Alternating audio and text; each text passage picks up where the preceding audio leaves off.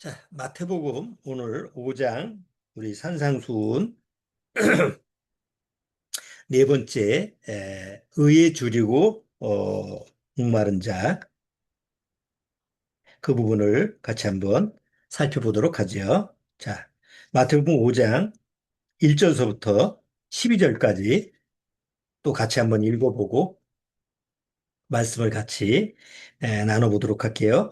자, 5장 1절서부터 같이 읽습니다. 예수께서 무리를 보시고 산에 올라가 앉으시니 제자들이 나아온지라 입을 열어 가르쳐 가라사대 때 심령이 가난한 자는 복이 있나니 천국이 저희 것이며 애통하는 자는 복이 있나니 저희가 위로를 받을 것이며 온유한 자는 복이 있나니 저희가 땅을 기업으로 받을 것이며 의에 줄이고 목마른 자는 복이 있나니 저희가 배부를 것이며 긍휼히 여기는 자는 복이 있나니 저희가 긍휼히 여김을 받을 것이며 마음이 청결한 자는 복이 있나니 저희가 하나님을 볼 것이며 화평케 하는 자는 복이 있나니 저희가 하나님의 아들이라 일컬음을 받을 것이며 의를 위하여 핍박을 받은 자는 복이 있나니 천국이 저희 것임이라.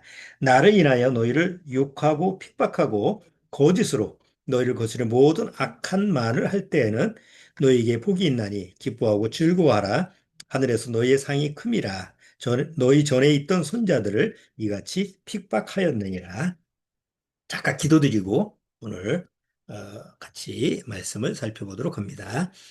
하나님 아버지 감사합니다. 정말 하나님 앞에서 마지막 때 간구하고 또 늘 간청할 수밖에 없는 그 기도는 우리 가족들 중에서 아직 구원함을 받지 못한 그 심령들이 속히 구원받을 수 있는 그런 축복의 기회를 달라는 그런 기도밖에 없는 줄 압니다. 정말 구원받지 못한다면 그 이후의 결과를 정말 상상할 수도 없는 이런 모습을 우리는 성경을 통해서 밝히 알고 있습니다. 그러나 구원받기 전에는 절대로 자기가 그 이후에 죽음 이후에 어떤 일을 당할지 상상할 수도 없는 줄 압니다. 그렇기 때문에 어찌하든지 구원함으로 인도하여서 꼭 구원받게 하는 것이 우리가 이 지상에 사는 또 목적이기도 합니다. 물론 우리 노력이나 우리가 애를 써서 구원이 되어지는 것은 아니지만 다만 하나님 아버지께 간청하고 간절히 매달릴 수밖에 없는 것은 구원의 능력이 오직 하나님 한 분밖에 없는 줄 알기 때문입니다. 아무쪼록 그 영혼들을 불쌍히 여기사 어찌하든지 구원의 기회를 주셔서 꼭 천국 반열에 같이 갈 수 있도록 주님께서 인도해 주옵소서. 오늘도 말씀을 통해서 주님의 말씀을 깨닫고 그 심령에 배부를 수 있는 그런 축복을 주님께서 허락해 주옵소서. 시종을 주님께 의탁드리오며 예수님의 이름으로 기도드리옵나이다. 아멘.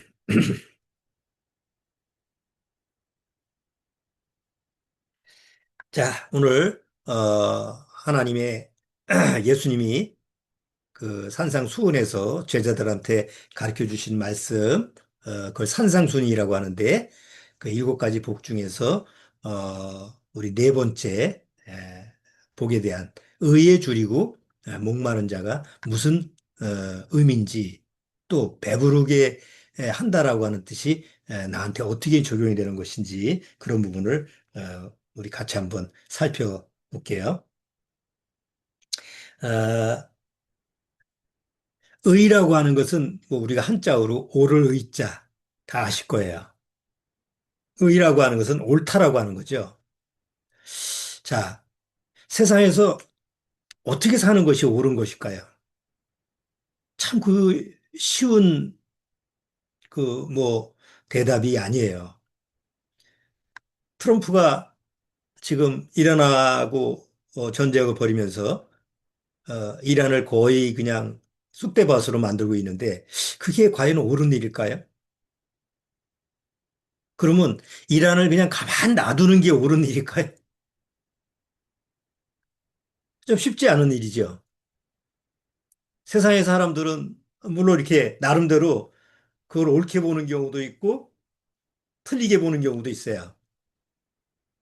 뭐 미국이나 이스라엘이나 아니면은 또 주변 나라들이 봤을 때는 저 이란이라는 나라를 가만히 놔뒀다가는 언젠가는 세상 그 온 지구를 멸망시키는 화약고가 될 거는 뻔해요. 그리고 막상 이번에 전쟁 그 뉴스를 보니까 뭔 무기를 그렇게 많이 만들어 놨는지 파고 파고 또 파도 안 없어져. 예? 아니 뭘 하려고 그렇게 무기를 만들어 놓은 거예요. 이란은 다른 나라를 공격하기 위해서 그런 게 아니에요. 오직 이스라엘을 멸망시키기 위해서 준비하는 나라가 바로 이란이에요.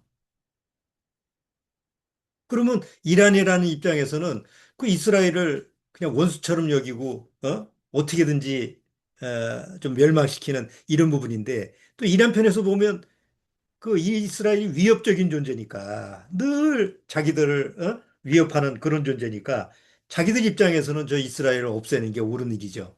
이스라엘 입장에서는 가만 놔뒀다가는 만약에 핵폭탄을 만들었다가는 너 죽고 나 죽자 할 그런 나라이기 때문에 또 가만둘 수 없는 거예요. 주변에 우리 같은 나라는 멀리 떨어져 있는데도 그놈의 뭐 석유 한 방울 얻고자 어? 여기서 여기 서지도 못하고 저기 서지도 못하고 그게 뭐가 옳은 건지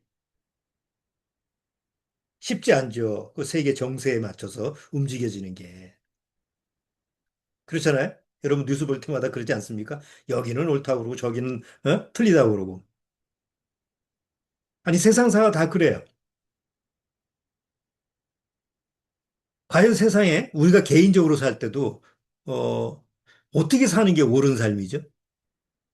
어떻게 살아가야 되는 게 옳은 삶일까요? 아이들이 학교 가서 뭐 공부 열심히 하고 좋은 대학 가서 그다음에 나중에 좋은 직장 다니고 그렇게 사는 게 옳은 삶일까요?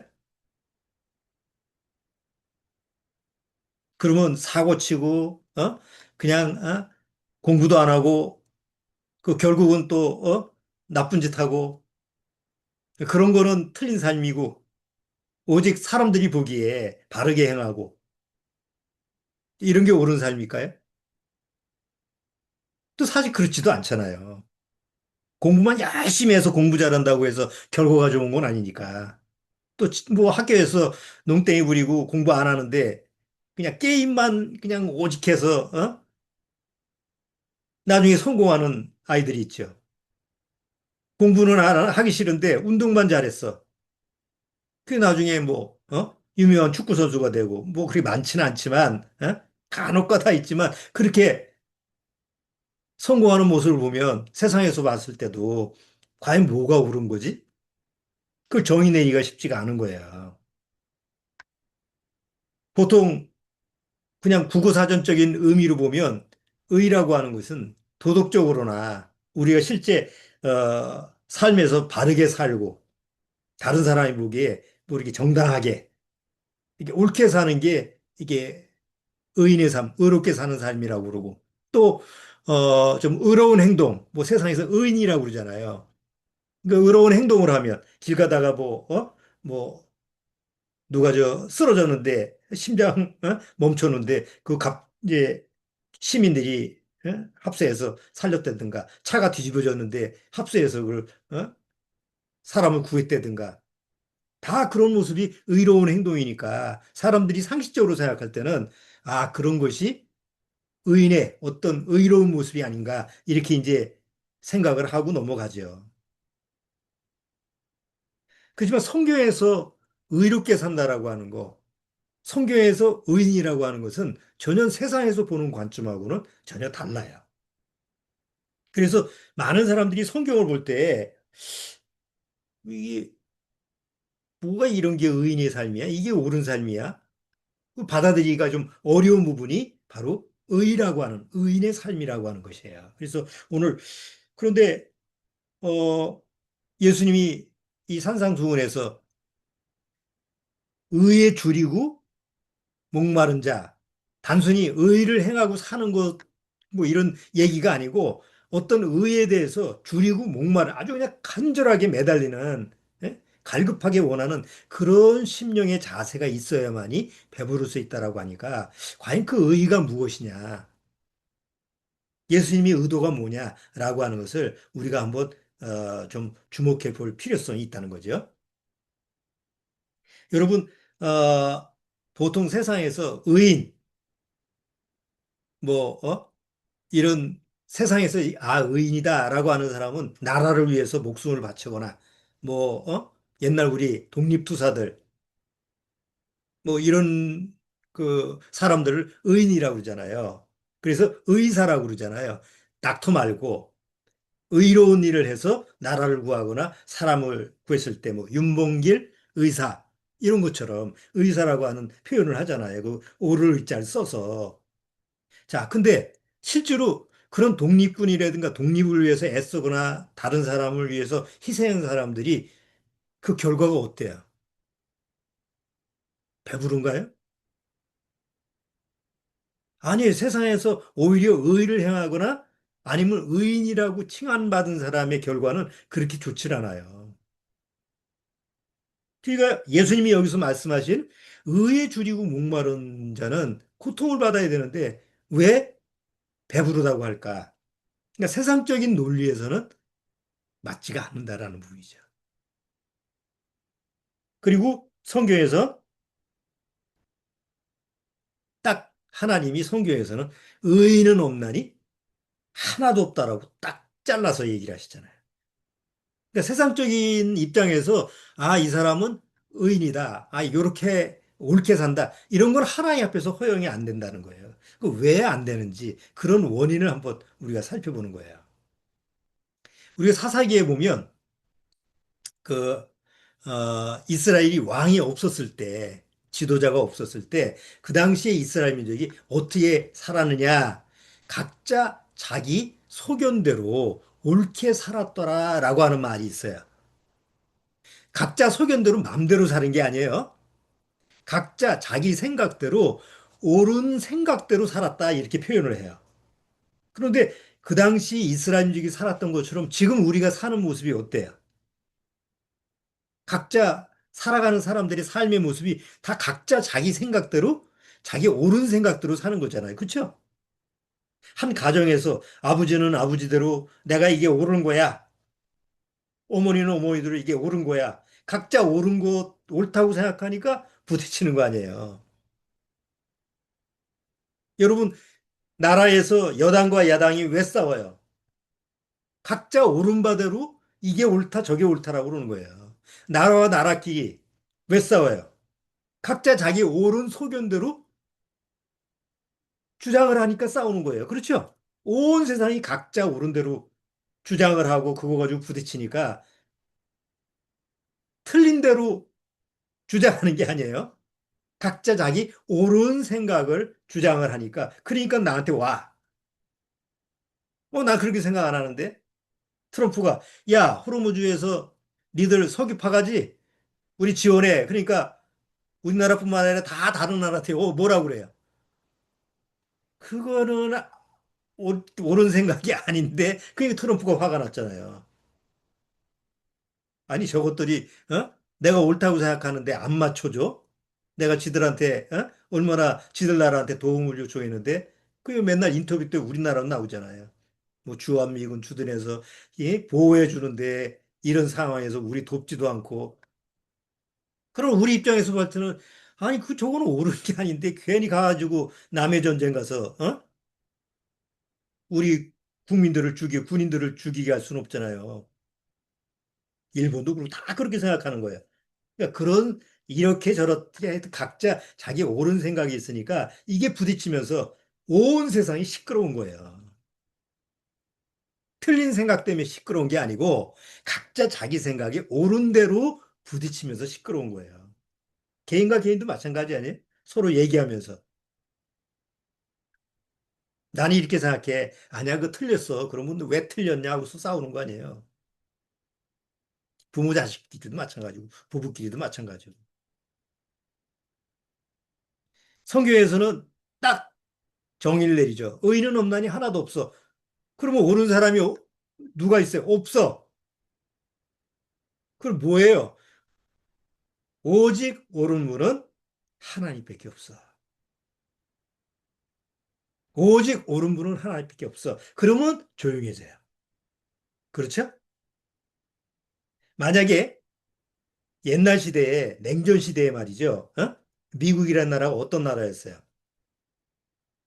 아주 강한 나라예요. 미국이 지금도 그렇지만 그 옛날 냉전 시대에 미국하고 러시아, 소련하고는 딱 두 국가가 하나는 공산주의를, 하나는 민주진영을 딱 통합을 해서 야, 내가 옳으니까 미국이 옳다고 그러면 다 어디로 쫓아가요? 다 미국을 쫓아갔어요. 또 소련 쪽에 있는 소련 연방들은 소련이 이거 옳은 거야. 그러면 그쪽으로 다 그래. 그게 냉전 시대예요. 두 국가밖에 없어요. 옳다라고 하는 두 나라가. 자, 지금은 뉴스 맨날 보면 미국이 아무리 옳다고 해도 거기에 동조를 안 해요. 왜? 요새 다자주의거든요. 다 각자 나름대로 옳다 이렇게 생각하는 그런 시대가 돼버렸어요. 자, 그런데 그건 미국이 그만큼 이제 세력을 잃어버린 거죠. 힘을 잃어버린 거예요. 옛날하고 다른 거예요. 근데 옛날 시대로 생각해 보죠. 미국처럼 강한 나라가 없어. 누구도 함부로 못해. 뭐 조금 얘기했다가는 이건 뭐, 뼈도 못 추리니까. 근데 하나님이 내가 오라. 그러면 하나님이 얼마나 강한 분이에요. 오르면 그걸로 끝나야 돼.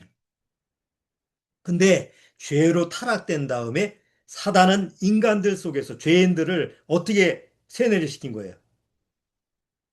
나도 오라. 이렇게 해서 그 사상을 넣어준 거예요. 오직 하나님만 옳아야 되는데, 하나님만 올바르고, 하나님의 의만 옳은 건데, 사단은, 아니야, 너도 옳아. 네 생각도 옳아. 그걸 넣어준 거예요. 에덴 동산에. 그래서 뭘 먹으라고 하는 거예요? 하나님이 먹지 말라고 하는 선악을 알게 하는 나무의 실과를 너 먹어. 하나님이 그거 왜 먹지 말라고 한 줄 알아? 니들도 하나님이처럼 될까 봐 그런 거야. 왜 하나님은 옳다고 그래? 왜 하나님만 가장 꼭대기에 있어야 돼? 우리도 다 그럴 수 있지. 사단은 그걸 꿈꾸다가 실패한 존재잖아요. 그래서 아담서부터 아담 후손 모든 사람에게 그 마음을 넣어준 거예요. 나도 옳다라고 하는. 그래서 각자 사람들 마음에 다 그런 마음이 있는 거예요. 왜 하나님만 오라? 아니, 하나님을 안 믿는 무종교인도 말이죠.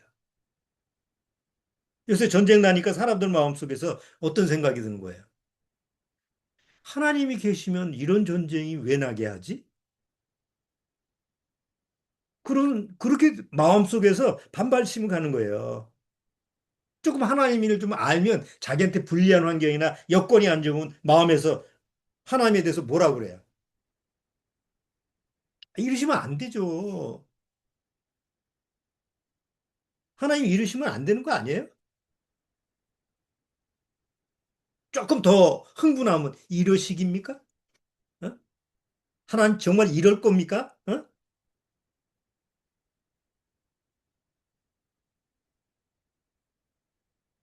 말로는 테스 형 세상이 왜 이래? 뭐 이렇게 노래를 부르지만 사실은 테스 형한테 부르는 게 아니라 하나님한테 따지는 거예요. 하나님만 옳다며요. 그럼 하나님은 옳다고 하는데 왜 세상은 이렇게 불의합니까? 왜 악인이 더 잘 살고 왜 하나님 안 믿는 사람들이 더 잘 먹고 잘 살고 하나님을 잘 믿는 사람은 재질이 궁상을 떨고 이렇게 가난하고 왜 그래요? 그게 다 마음속에 가지고 있는 거예요. 그렇죠? 여러분 구원받고 나서도 하나님 앞에 그런 하나님을 좀 이렇게 대들고 싶어하는 반항기 이런 거 없습니까? 다 있어요. 왜? 그 마음의 근본적인 바탕이 뭐예요? 나도 뭔가 옳은 게 있는데 내가 어떻게 다 틀렸다고 할 수 있어? 나도 그뭐 하나라도 좀 오를 수 있지. 이런 마음이 밑바닥에 딱 깔려 있기 때문에 사단이 넣어준. 그걸 우리는 육이라고 하고 육의 성품. 많이 들어봤죠? 플래시라고 하는 유괴 성품이다.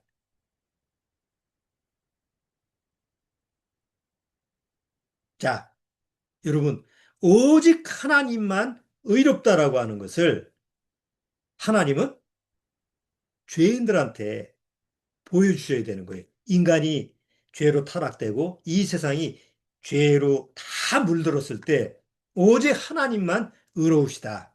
라고 하는 것을 하나님이 밝히셔야 되죠.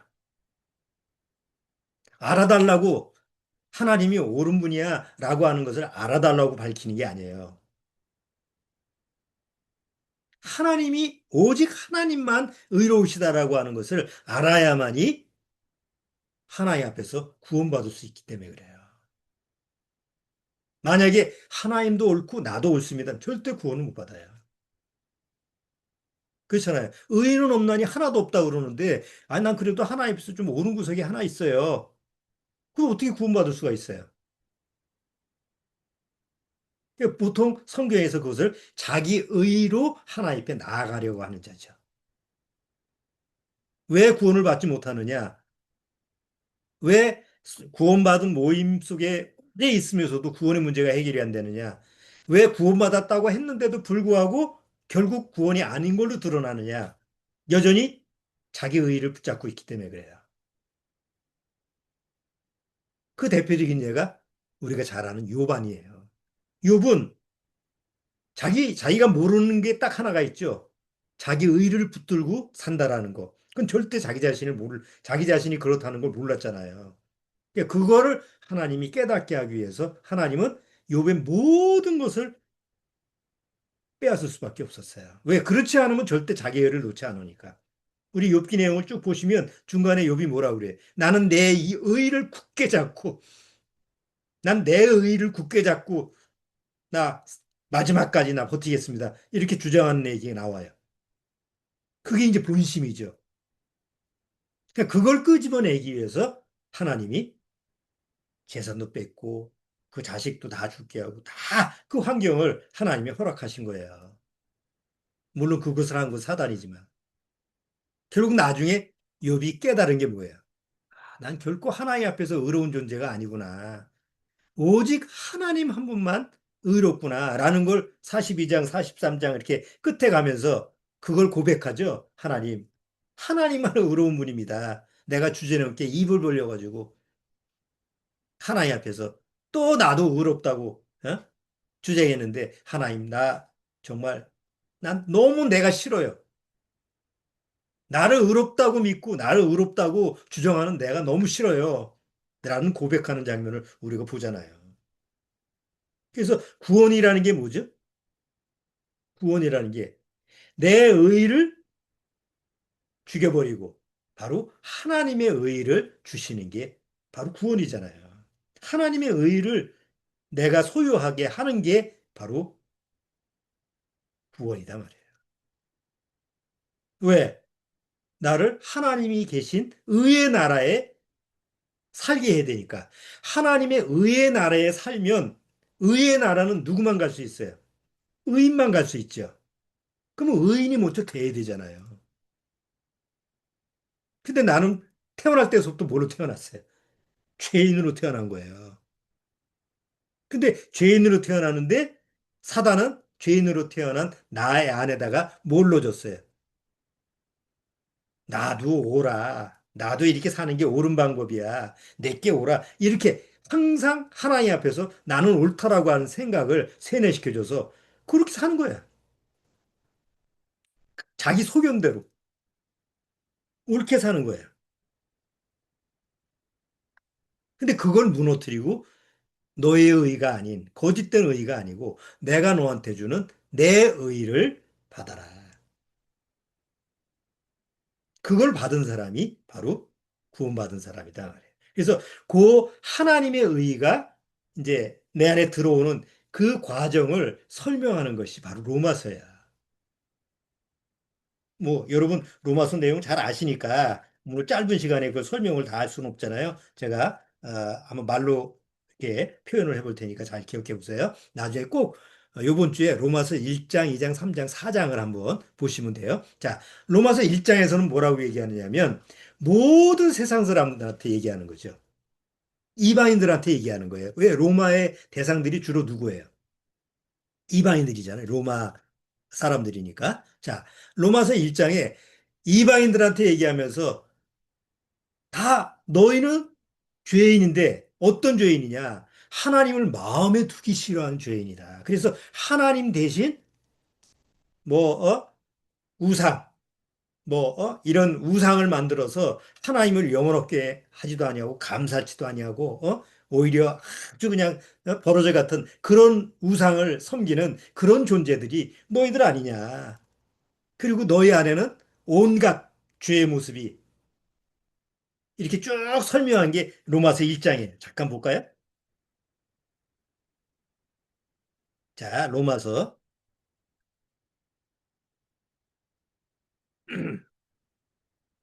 1장.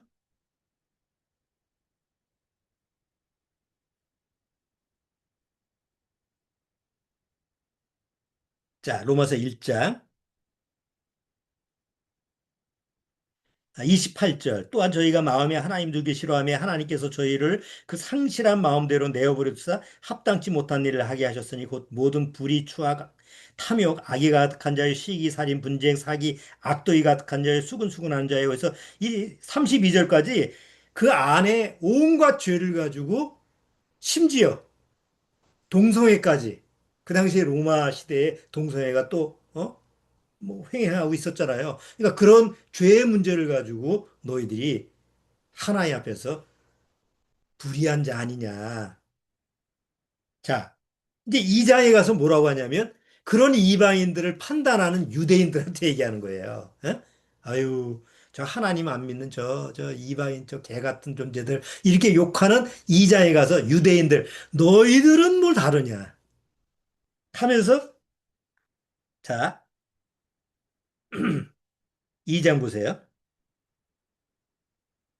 1절, 그러므로 남을 판단하는 사람아, 물론 누구든지 내가 핑계치 못할 것은 남을 판단하는 것으로 내가 너를 정죄함이니, 판단하는 내가 같은 일을 행함이니라. 야, 저 이방인들은 저렇게 걔가 짐승보다 못한 존재로 살아간다고 판단한 너희 유대인들은 나으냐? 너희들도 똑같지 않느냐? 하고서,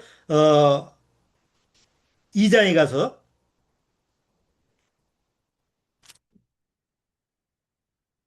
자, 끝에 23절 보세요.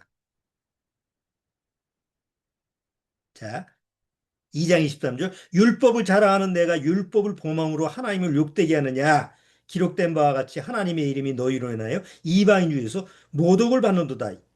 오히려 하나님의 율법을 가지고 자랑하는 너희들이 이방인들한테 오히려 하나님의 이름을 욕되게 하는 게 너희들이다. 그러니까 일장에 가서 이방인들의 그 불의한 모습, 2장에 가서 유대인들의 그 또 불의한 모습 이렇게 써놓고 3장에 가서 이제 의인은 없나니 그래서 하나도 없다. 10절. 자, 10절, 9절서부터. 그러면 어떠하냐? 우리는 나오뇨? 결코 아니라 유대인이나 헬라인이나 다 죄라 있다고 우리가 이미 선언하였느니라. 여기 우리는 누구예요? 우리.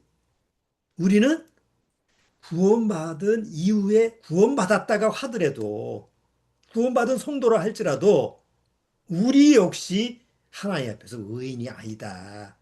왜? 의인은 없나니 하나도 없고 깨닫는 자도 없고 하나님을 찾는 자도 없고 그래서 다 하나님 앞에서 의롭지 못한 불의한 자다라고 딱 선언을 하는 거예요. 자, 그리고 나서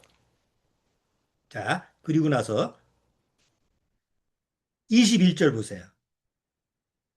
21절. 자, 21절 보세요. 이제는 율법 외에 하나님의 한 의가 나타났으니 율법과 선자들에게 증거를 받은 것이라 곧 예수 그리스도를 믿음으로 말미암아 모든 믿는 자에게 미치는 하나님의 의인이 차별이 없느니라. 하나님의 의가 왔다. 이건 율법하고 관계가 없어. 오직 하나님의 의가 너희들한테 왔는데 뭘로 왔어요? 오직 믿음으로 온다. 그리고 이제 사장에 가서 누구의 예를 들냐면 아브라함의 믿음의 조상이라는 아브라함의 예를 드는 거예요. 아브라함이 행위로서 의롭다 했느냐? 아니다. 오직 믿음으로 의롭다 칭함을 받지 않았느냐? 그렇죠? 아브라함의 예? 아브라함이 왜 의인이 됐어요? 의롭게 살아서 아브라함이 그런 거예요? 아니죠? 오직 하나님의 말씀에 순종하는 그런 모습을 봐서 오직 하나님을 믿었기 때문에 그 믿음을 의로 여기신 게 아니냐. 그래서 아브라함의 예를 듣고 또 두 번째는 다윗의 예를 든 거예요. 다윗이 어떻게 의로움을 받았느냐. 시편 32편에 인용을 하면서 하나님 앞에서 그 죄사함을 받는 그 다윗의 그 모습을 보면서 이게 하나님이 주시는 의다. 라고 이제 1장, 2장, 3장, 4장 이렇게 설명을 하는 거예요. 그리고 이제 5장서부터 그게 어디서 뿌리가 어디냐? 한 사람 아담이 죄로서부터 시작돼 가지고 쭉 와서 마지막 아담이 와서 너희들한테 내 의를 너희들한테 주게 됐다. 그래서 이제 로마서가 그렇게 하나님의 의에 대한 말씀을 쭉 선포를 하는 거예요. 꼭 한번 읽어보세요. 1장, 2장, 3장, 4장 보면, 아, 하나님의 의라고 하는 것이 이렇게 우리한테 왔구나라는 것을 뭐 아주 그냥 깔끔하게 성경을 통해서 뭐 거기에 군더더기가 없어요.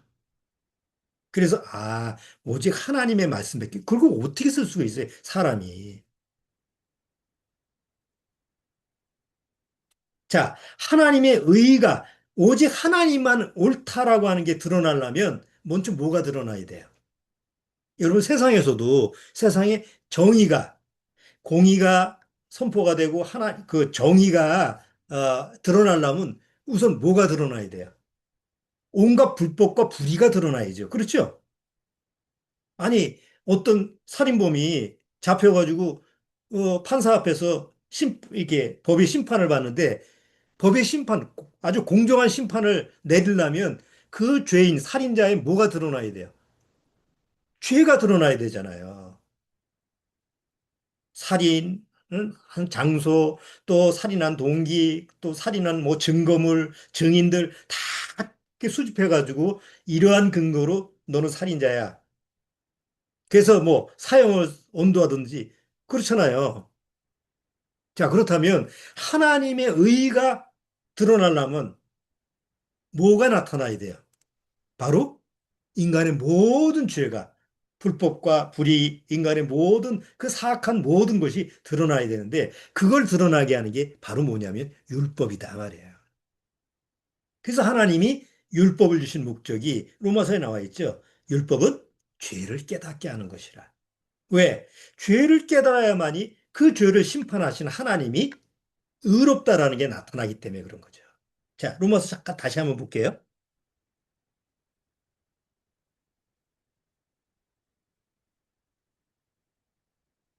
자, 어, 자, 로마서 3장 한번 보세요.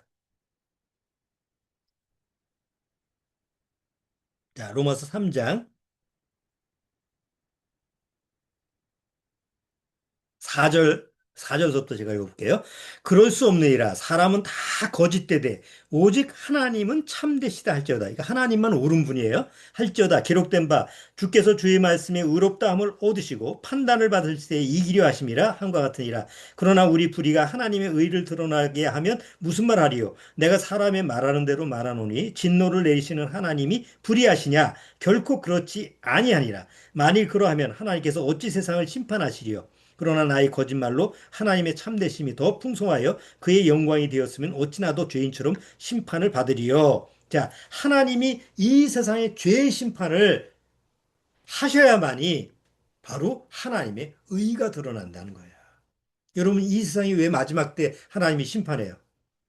하나님의 의를 나타내시기 위해서 그런 거예요.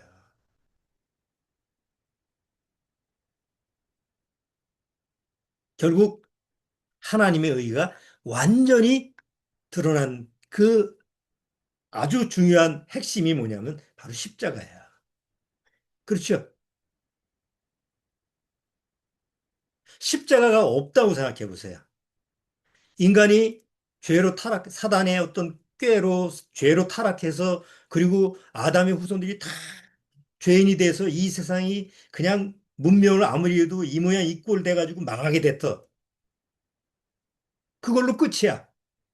그러면 결국 이 세상을 창조하신 분이 옳은 분이에요? 다 지옥 가게 만들었어. 그러면 하나님이 의로우신 분이에요? 아니, 하나님이 이 세상을 왜 만들어 놨어? 이럴 바에야. 그런 인간의 따짐, 인간이 가지고 있는 이 대적하는 마음에 대해서 하나님이 오히려 뭐 그 부분에 대해서 아무 답변을 못 하신다고 한다면 하나님은 완전히 이 불의의 하나님이 되는 거예요. 그런데 비록 인간의 어떤 죄로 말미암아 인간의 어떤 실수로 말미암아 죄가 들어왔고 죄로 죄인들이 이 세상에 살면서 죄의 문명이 생겨서 이 세상이 이 모양의 꼴로 멸망한다고 했을 때 하나님이 내가 이 세상을 심판하고 내가 내 의의를 줄 때 그 의의를 받아들인 사람은 내가 구원하겠다. 어떤 죄를 저질렀다 하더라도 내가 주는 해답을 받아들인 사람은 내가 용서하고 내가 얼마든지 받아들이겠다. 선포를 하셨다고 한다면 더 이상 하나님 앞에 따질 수 있는 근거가 없는 거예요. 왜? 해답을 주셨기 때문에. 그 해답이 바로 십자가 아니에요. 하나님의 의의를 온 세상에 나타내는 것이 바로 십자가다 말이에요. 아, 하나님은 불의한 분이 아니구나. 우리가 잘못했는데, 우리가 지옥 가야 되는데, 우리가 십자가에 매달려야 되는데, 하나님이 친히 우리의 육신을 입고 오셔서 나 대신 십자가에서 내 죄를 짊어지고 죽으신 이유는 바로 나를 사랑해서, 바로 하나님의 의를 다시 나한테 주시기 위해서, 의의 옷을 입히기 위해서 그러셨구나. 그럴 때 내 입에서 하나님은 정말 잘못된 분이군요. 하나님은 너무합니다. 이런 입을 더 이상 놀릴 수가 없게 만든 거예요. 오직 하나님만이 옳으십니다. 하나님만이 의로우신 분이군요. 라고 선포할 수밖에 없게 하시는 분이 하나님이다 말이에요. 그래서 시편의 내용을 쭉 보시면 시편에 하나님을 뭐라고 그래요? 의로우신 하나님, 나의 의이신 하나님. 하나님을 뭐라고 표현해요? 하나님은 의로우시다. 시편의 쭉 내용을 보시면 제가 일일이 찾지는 않을게요. 하나님은 의로우시고 그 하나님의 의가 나를 구원하실 것이고 계속 하나님의 의롭다라고 하는 것을 하나님의 의에 대해서 막 찬양을 하고 선포를 하는 거예요. 왜? 그 하나님의 의를 알기 때문에. 로마서 3장 22절 보세요.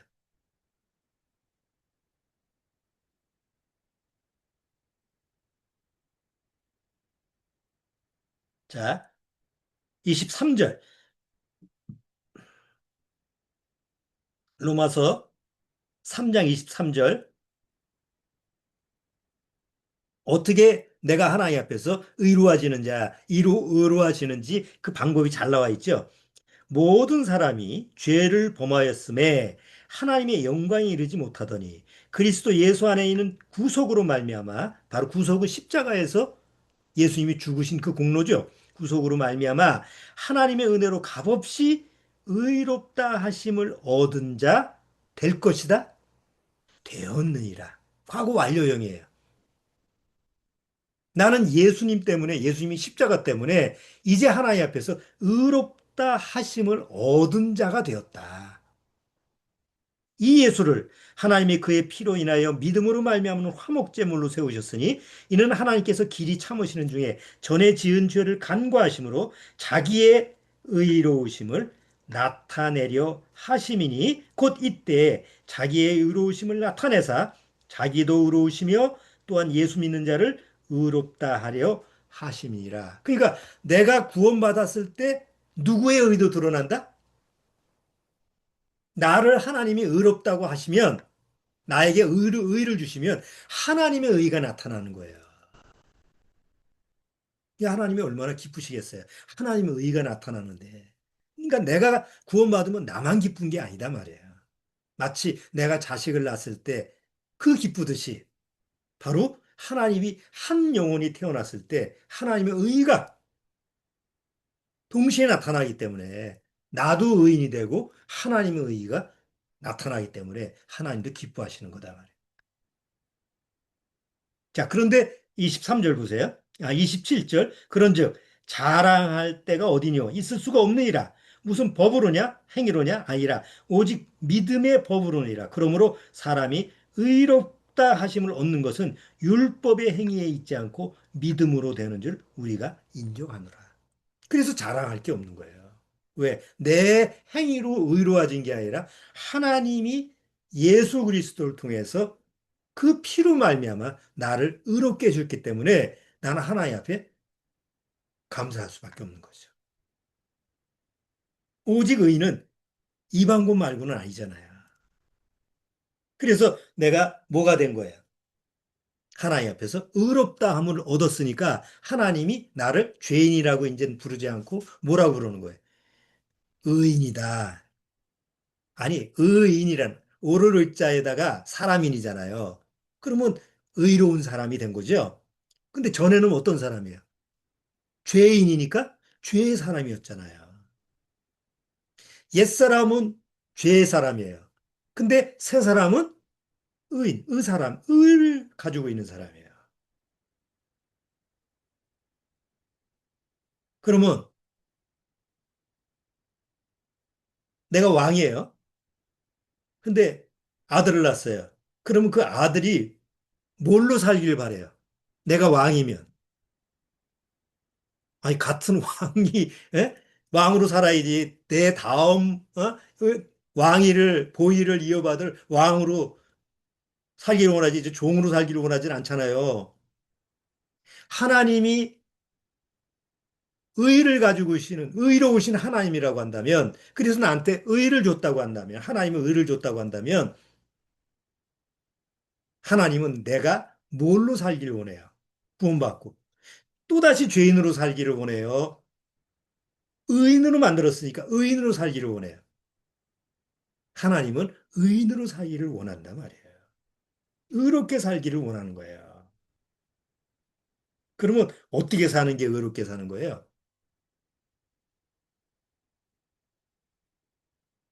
성경에는 우리처럼 구원받고 나서 의인이 된 이후에 어떻게 사느냐라고 하는 그 삶의 기록이 돼 있습니까? 안 돼 있습니까? 의인의 삶에 대해서 기록이 돼 있어요. 그걸 보고 우리가 아, 이렇게 사는 게 의인의 삶이구나. 그 본보기가 이미 기록이 돼 있죠. 우선 예수님이 그렇게 살았고 예수님이 열두 제자가 가룟 유다 빼고 열두 제자가 이렇게 살았고 그리고 그 사도들이 전한 그 이후에 또 구원받은 사람들이 지금까지 쭉 2000년이 흘러내오면서 하나님 보시기에 의인으로 산 거예요. 죄를 안 짓고 사는 게 의인의 삶이 아니에요.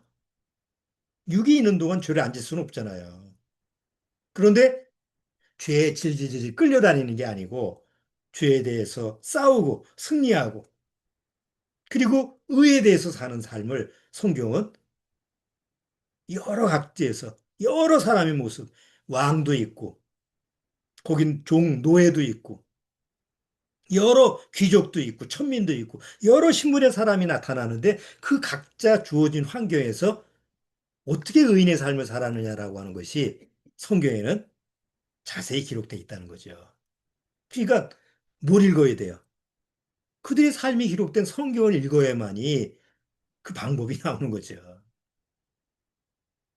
자, 그런데 아까 하나님의 의를 가지고 있으면 그냥 의만 가지고 있으면 의인으로 사는 게 아니죠. 그래서 뭐가 필요한 거예요? 줄이고 목마르는 그 마음 상태가 필요하다는 거예요. 줄이고 목마르다라고 하는 것은 그냥 내가 배고파, 목말라 이 정도의 수준이 아니에요. 이 단어가. 그냥 목말라서 죽을 지경이야. 지금 사막 가운데 떨어져 가지고 물 하나도 없는 그 그런 환경에서 목마르다 지금 당장 물 한 방울 없으면 죽을 것 같은 그런 갈증을 얘기하는 거예요. 굶주려서 지금 죽을 것 같은 그런 굶주림을 얘기하는 게 의에 줄이고 목마른 거예요. 그런 마음 상태를 가지고 하나님 앞에서 의를 구하는 삶이 나중에는 배부른 삶이 된다. 이거예요. 근데 실제로 보면 우리가 세상 사람들은 뭐에 줄이고 굶주려요?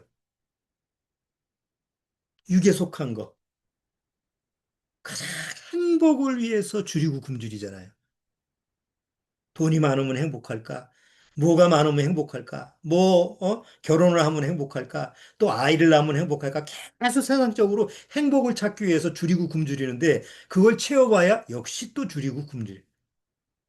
채울 수가 없어요, 세상이라는 건. 우리가 다 경험했죠? 내가 없으면 그게 있으면 행복할 것 같은데 절대 세상은 그렇진 않아요. 그래서 다 경험하고 경험해서 이제 나이가 늙으면 하나밖에 안 남아요. 건강이 최고야. 돈 많이 벌어도 소용없더라. 이 늙어가지고 돈 많이 봐야 어디 갈 수도 없어. 걸어갈 수도 없는데 어디 여행을 가? 에? 소화가 안 되는데 돈 많이 봐야 뭘 먹겠어요. 그 재벌이 죽 먹고 가다가 그 많은 재산 놔두고 죽 먹다가 결국 죽었잖아. 그러니까 세상이라는 거는 아무리 무엇이라도 절대 내 굶주림과 갈증을 안 채워주는 거예요. 절대 배부를 수가 없어요. 채우면 채울수록 더 배고프고 더 갈증이 나지. 세상은 그래요. 그렇죠? 세상 사랑, 난 사랑받고 싶어. 그럼 채워주면 그게 만족이 되나요? 아닙니다. 더 달라고 그러집니다. 잠옷의 거머리 두 딸처럼 매일같이 다고다고 하느니라. 그게 세상 방법이에요. 그런데 하나님 앞에서 의에 줄이고 목마른 사람은 적절하게 배가 부르게 채워주는 거예요. 그래서 성경의 신약에서 자주 나오는 단어가 뭐냐면 충만이라는 단어가 나오는 거야. 충만. 많이 들어봤죠? 성령 충만, 플래카드 교회 보면 충만 이런 거 많이 나오는데 충만이라는 뜻이 뭐예요? 차서 넘치는 거야. 그런데 여기 충만이라는 말이 의에 줄이고 정말 간절하게 하나님 앞에서 그 목말라 하는 자한테 하나님이 채워주시는 그 충만이 배부른 거다 말이에요.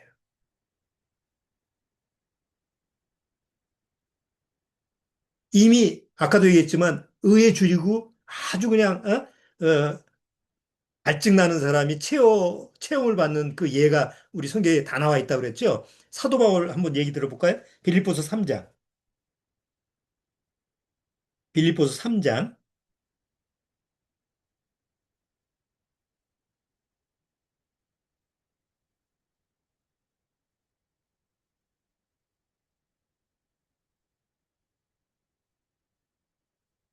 자, 빌립보서 3장 10절 보세요.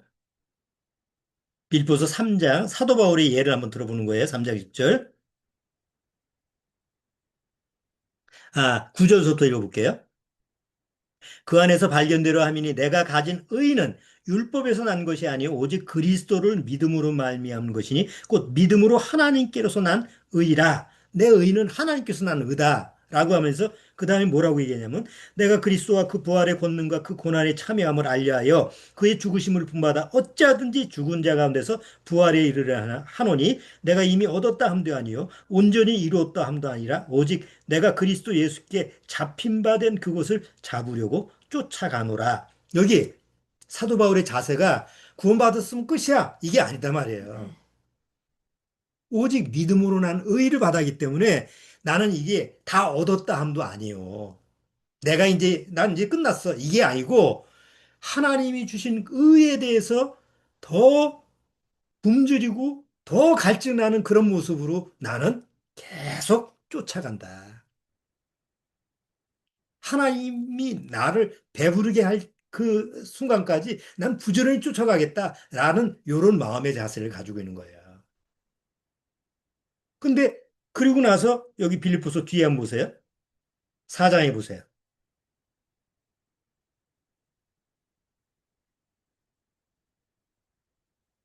4장 12절 보세요. 12절에 내가 비천에 처할 줄도 알고 풍부에 처할 줄도 알아. 모든 일에 배부르며 배고픔과 풍부와 궁핍에도 일체의 비결을 배웠노라. 내게 능력 주시는 자 안에서 내가 모든 것을 할 수 있느니라. 아무것도 없는 것 같은데 배불러.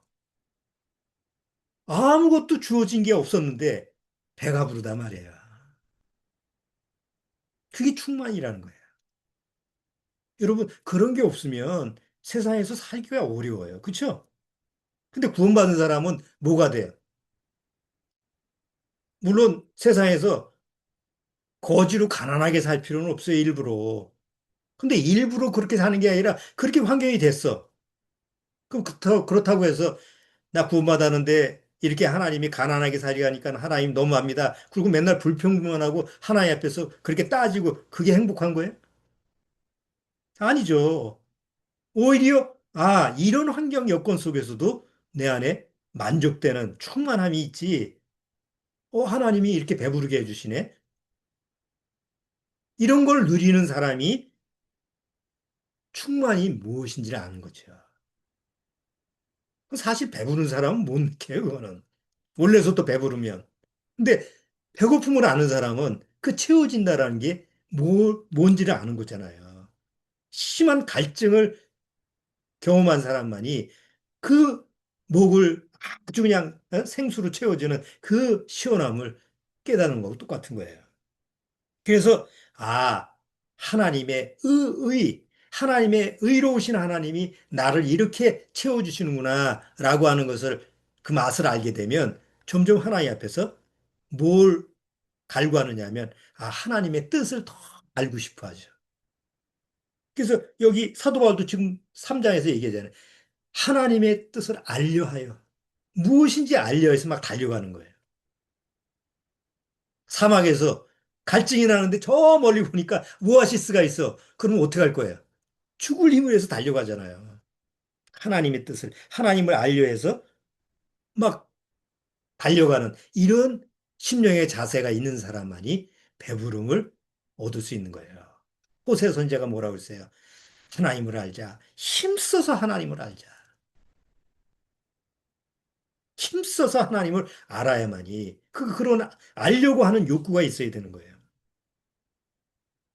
우리 여러분 유명한 예수님이 하신 얘기가 있죠. 먼저 그의 나라와 그의 의의를 구하라. 먼저 하나님의 의와 나라, 그걸 구해야만이 나머지 모든 것을 더하시리라. 순서가 있단 말이에요. 에베소 3장.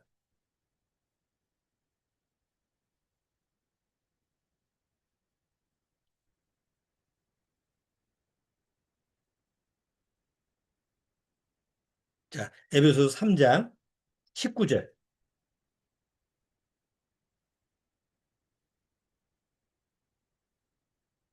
자, 3장 19절. 사도 바울이 기도를 하는 장면에서 18절 능히 모든 성도와 함께 지식에 넘치는 그리스도의 사랑을 알아 그 넓이와 길이와 높이와 깊이가 어떠함을 깨달아 하나님의 모든 충만하신 것으로 너희에게 충만하게 하시기를 구하노라.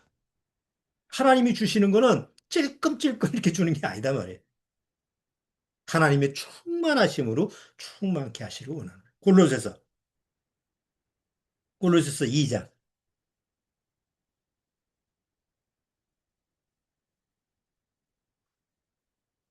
자, 골로새서 2장 10절. 10절 너희도 그 안에서 어떻게 했어요? 충만하여졌으니 차고 넘쳤으니 그 안에서는 어디예요? 예수 그리스도 안에서. 자, 마지막으로 요한일서 1장.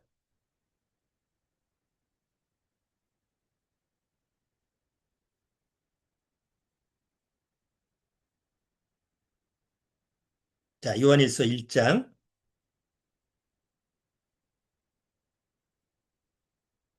1장 4절, 요한일서 1장 4절. 우리가 이것을 쓰면 우리의 기쁨이 충만케 하려 함이로라. 하나님이 주시고자 하는 것은 뭐 어디 조금 먹다가 말고 조금 마시다 말고 이런 게 아니다 말이에요. 먹어봐야 배고프고 먹어봐야 마셔봐야 갈증나고 이게 아니다 말이에요. 세상 건 그런데 하나님은 정말 의에 대해서 하나님의 의라는 것은 하나님의 오르신 분인데 그 오르신 하나님의 옳게 생각하는 뜻이 무엇일까에 대해서 줄이고 목말라 하는 그런 심령의 자세를 가지고 있으면 어떻게 해준다고요? 배부르게 충만하게 하신단 말이에요. 이걸 예수님이 제자들한테 가르쳐 준 거예요. 의에 줄이고 목말라 하는 자는 배부를 것이니라. 여러분 이 복이 우리한테는 관계가 없는 거예요. 우리가 하나님 앞에서 의롭다함을 얻었어요. 의인이 됐어요. 근데 그것만 난 하나님 앞에서 의인이 되었어. 그럼 굉장히 위험해요. 왜냐? 발람이 그랬거든요. 구약의 거짓 선지자 발람 아시죠? 발람이 뭐라 그래요? 나는 의인처럼 살고 의인처럼 죽기를 원한다. 내 마지막이 의인이 되기를 원한다. 이렇게 해서 저 노래를 할 때 그렇게 얘기를 해요. 근데 발람은 실제로 의인의 삶을 살았어요? 의에 대해서 뭐 줄이고 목말라 하는 모습이 있나요? 아니죠. 자기 육체의 욕심을 위해서 세상 탐욕을 위해서 세상 걸 위해서 이용한 거 아니에요. 그런 사람들이 너무 많아요. 구원받았다고 하면서 그런 사람이 너무 많아요. 마지막에 의인으로 죽기만을 원해. 그런데 예수님이 말씀하시는 건 그게 아니다 말이에요. 하나님의 믿음으로 의를 얻었다고 한다면 의인으로 살아. 의를 구하고 의에 대해서 굶주리고 목말라 하는 그런 심령의 자세로 살아라. 그러면 너희가 충만해질 거다. 정말 축복의 말씀 아닙니까? 이걸 세상 것으로 엮어가지고 뭐 너무나 유치하고 정말 아이고 뭐라고 판단할 수가 없는 예?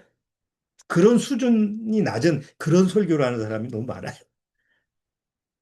이 예수님의 이 엄청난 귀한 말씀을 가지고 고작 세상 썩어질 것으로 대체한다는 건 너무 어리석은 생각이죠.